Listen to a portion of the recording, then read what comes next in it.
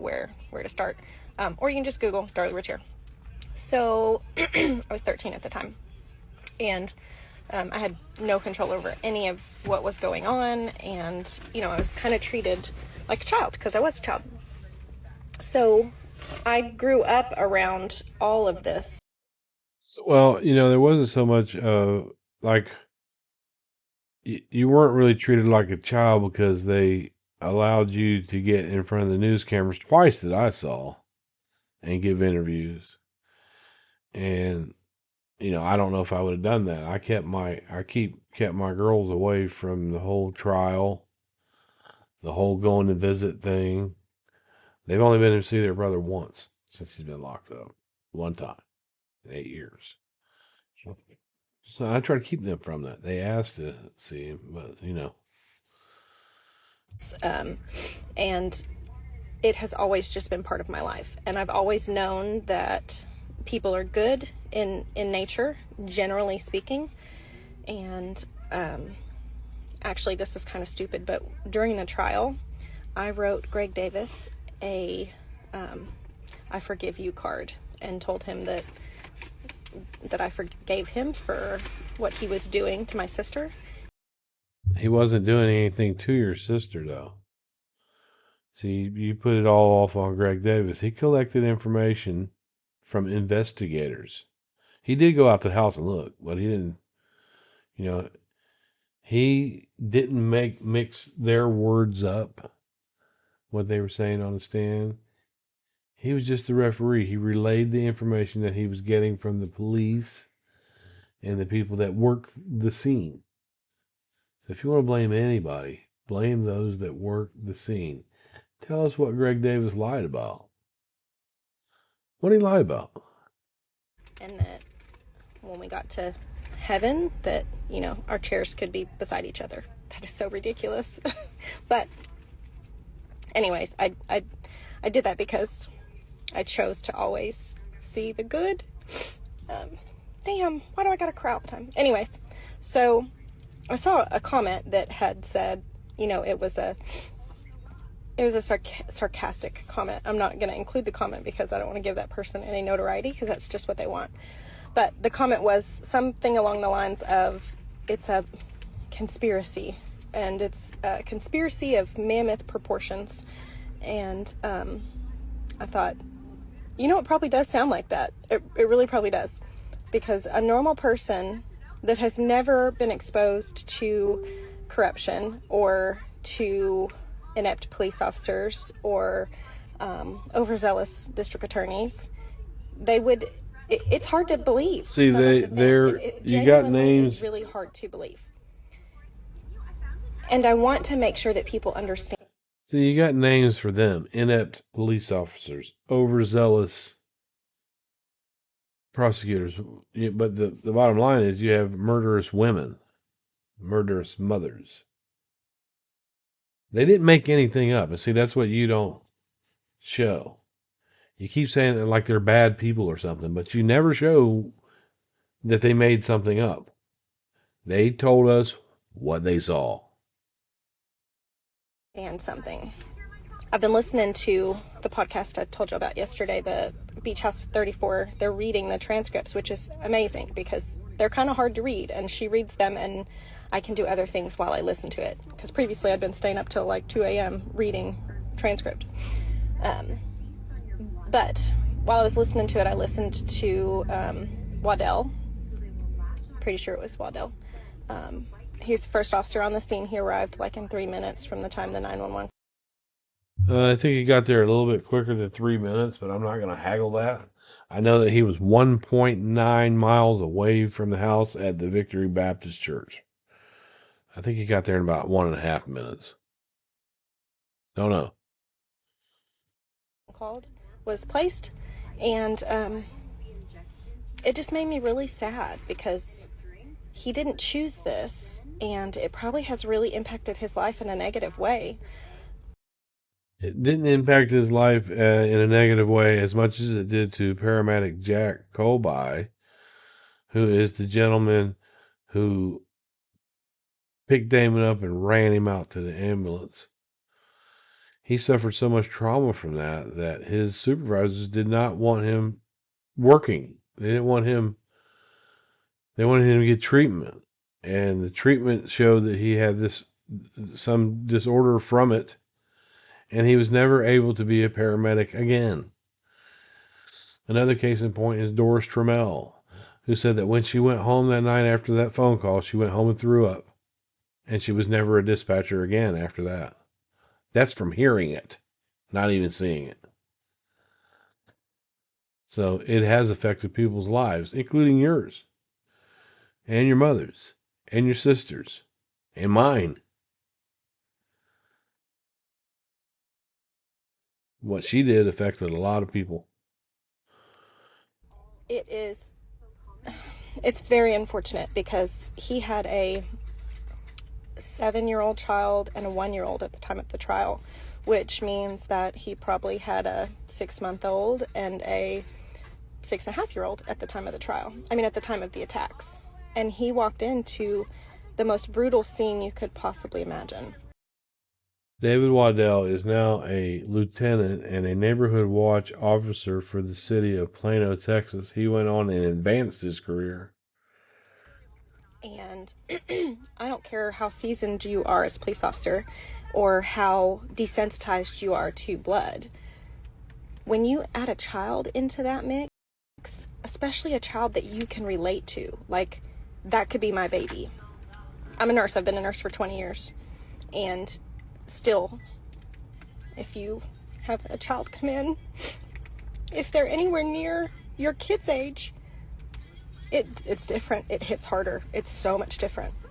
Or if you can relate to the patient, it hits a lot harder. So anyways, imagine that he probably walked into that and was just completely overwhelmed with the amount of terror that he felt. Now, Well, terror is the word that she's using. He may have been overwhelmed. He may have, but he did what he was supposed to do. He secured the scene. He made sure ambulance was getting there because Darla was on the phone. He tried to delegate, help them, do this. He didn't lose any police capability. he did.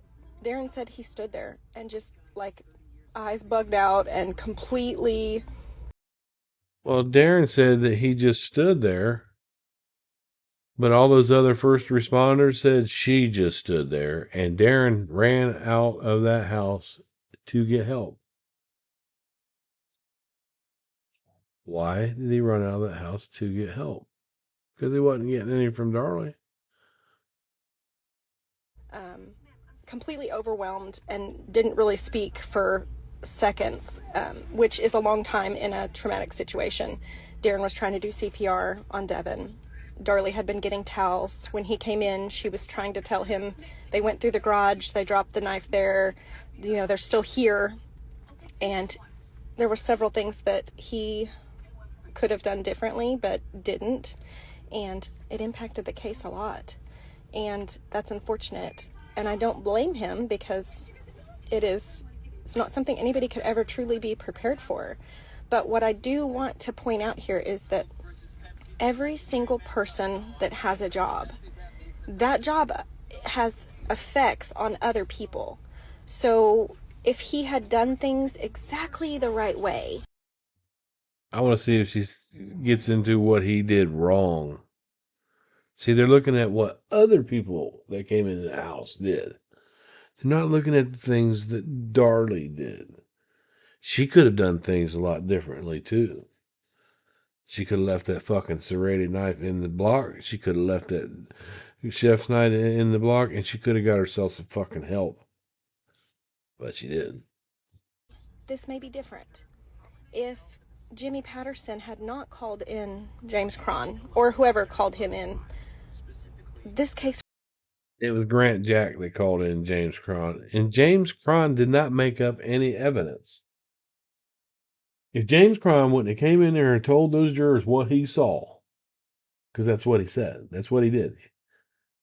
If it wouldn't have been James Cron that came in, it would have been somebody else. They would have saw the same fucking thing. would be completely different. Completely different. I do genuinely blame James Cron. Well, you have to blame somebody. You got to blame somebody, right? You blame James Cron for what? For what? Walking in there and seeing what your sister did? It was his job to interpret that. And his interpretation still stands to this day. Still stands. Nobody's disproven him yet. For this whole thing, it's his fault. 100% his fault. A beautiful world of denial. That's what was said on the Lisa Gibbons show. From a court spectator who was also on the stage.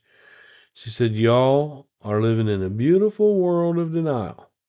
It's all James Cron's fault, the fucking bastard. But I just think that this goes to show how very important it is to do your job and be prepared. But she's not going to explain how he didn't do his job. She's just saying he didn't do his job.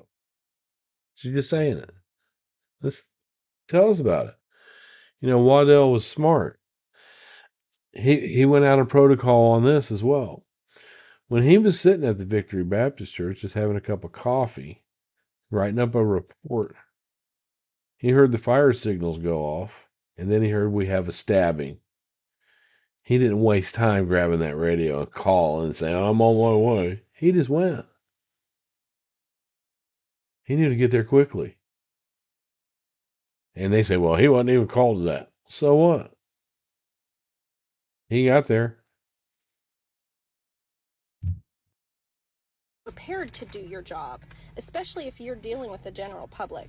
As a nurse, I am constantly, I don't do bedside nursing right now, but when I was constantly reading articles and trying to prepare for emergencies. And when you are prepared, it's not an emergency. It's handled and you can take care of it because you're prepared. And I've always said, don't get caught with your pants down. So if I have somebody coming in and the doc says it's going to be a high blood pressure, I need you to check them in, and I'm an OB nurse, I would have all my tubing ready. I wouldn't spike any bags or anything, but I'd have everything I could possibly need ready so that if it is an emergent situation, all I have to do is plug in my equipment and then we can. Okay, so what equipment, what did Waddell, you keep saying that they failed, but where did he fail at? What should he have done differently? You tell me what he could have done differently to help that scene.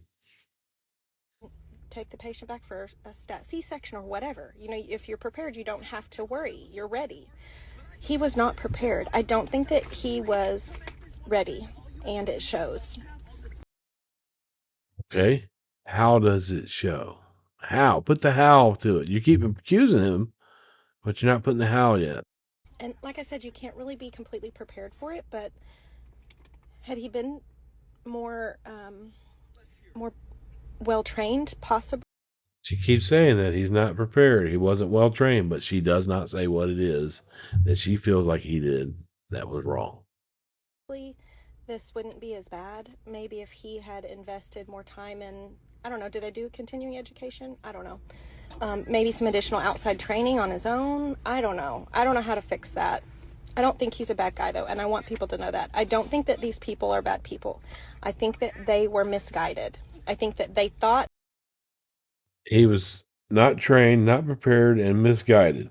Look at these negative words that you use to support your sister's innocence. They were doing a good thing, and after the initial attacks and the initial care was provided, like the nurses and the doctors, when you have somebody come to you and tell you, and remember the district attorney met with all of their witnesses. Yeah, that's typical. The district attorney meets with every witness. As a matter of fact, I went through a complete deposition. Everybody that was testifying on the prosecution side, you know, they called us in, and there was the lead detective, both the prosecutors, a court reporter, all that in a deposition to prepare. They were going to prepare me to testify against my son. which I didn't do. Have somebody come to you and say, listen, she did this, and your testimony is going to be really important. I'm going to have to touch on this again later because there's a lot more that I could elaborate on. But you remember things a little differently. Like if you witness an emergency or a car crash, you're going to remember it a certain way. Well, then they come back and say, well, that person was actually drunk and they caused the car crash, when what you saw was the other person changing lanes or turning in front of the other person, and it really wasn't like that. Eyewitness testimony is so uncredible. Are you saying that these nurses didn't have enough integrity? Let's say Greg Davis was saying, we need you to say this, we need you to say that. Do you think that these nurses don't have enough integrity to say, I'm not going to do that? However, there was one nurse that did not want to testify. But you're not, Waddell was untrained, he wasn't prepared, blah, blah, blah, blah, blah. And what? What should he have done differently? In uncreditable, it's not reliable, is the word I'm looking for. But that's the same thing. These people that interacted with Darlie and had those initial interactions, their documentations and their initial reports of the situation were much different from what they said at trial. No, they weren't. See, you want to talk about doing your job. Why don't you tell us about a focus note? Have you done them? Focus notes do not allow opinions. They just want to document procedure. They did say she was crying and tearing up. But they don't write on there. They don't write on there that the patient has a flat effect. They don't write on there that when I rolled her past on the stretcher where her son's body was, I was concerned that she would see him and there'd be a reaction. They don't write there was no reaction. They don't do that. That's an opinion. You should know that. Because they were influenced.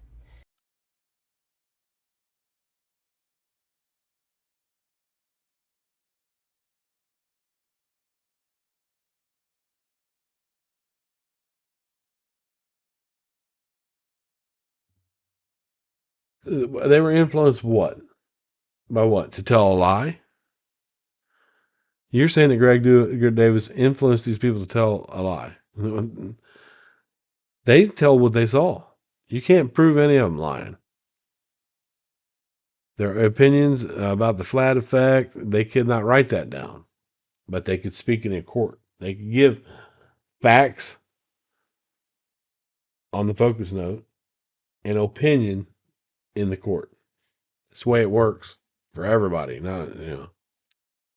They were told Darlie did this and their testimony was going to be what put her in jail, and it was important. How do you know what they were told? Were you there? Was you in there? It's obvious to them that she was arrested for it, so she's being charged with it. They know that. You're trying to say what happened in a meeting with the prosecution. You're trying to say what happened in there. That their testimony reflected exactly what it needed to reflect in order to send the exact message that the district attorney wanted to send. Or maybe that what she did is an exact message. I don't see the nurses lying. And me and Pam had a chance to talk to a couple of them. Jody Fitz is dead now, though. What'd they lie about? You keep on saying these people did this, did that, and they were influenced, but you don't say how they weren't well trained, nothing. You don't do none of it. Innuendo. Sad. Awful. Awful, awful. But it is what it is. And here we are now, and we're still fighting to free Darlie, and it will happen. So I just want everybody to know, I don't think this is a conspiracy. I don't think people woke up and decided, we're going to get this mom. We're going to put her in jail because we just don't like her. That's what you want everybody to believe. You've got something negative to say about each and every person that was on that scene. These officers weren't trained. Okay, well, was Vince DeMaio trained? He testified for her. And there was, the bruising that's on his arms. He felt like it came from days after, and it was done by blunt force. So, whatever. I just think it was multiple fails on multiple levels. Everybody. Everywhere you look. Everybody but Darlie. Everybody but Darlie. That's what it has to be a Darlie supporter. You have to believe that Waddell was in up, not trained. You have to believe that James Crom was lying. You have to believe that the nurses were lying. You have to believe the judge was biased. You have to believe the prosecutor was like a fucking wizard and he could just, and you think she's guilty. That's what you have to believe she's innocent. Look, there was a failure. And it all started with James Crom. So No, it all started with a butcher knife in the kitchen. we'll have to talk about James Cron again, and we're going to talk about the district attorney meeting with all his witnesses and the fact that we weren't allowed to meet with any of them. And You're not allowed to meet with any of the prosecution's witnesses.